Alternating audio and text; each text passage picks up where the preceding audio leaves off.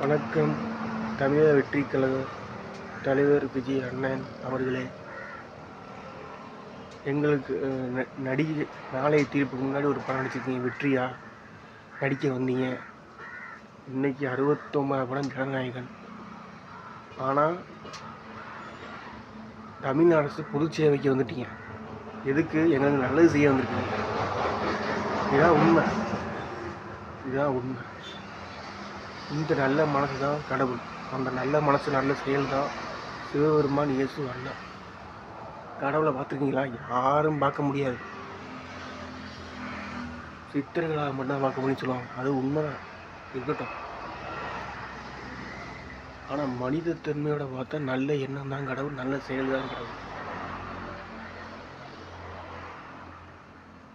தமிழக வெற்றி கழகம் 2026 ஜெயிக்கும். திமுக அழியும், ஒழியும்.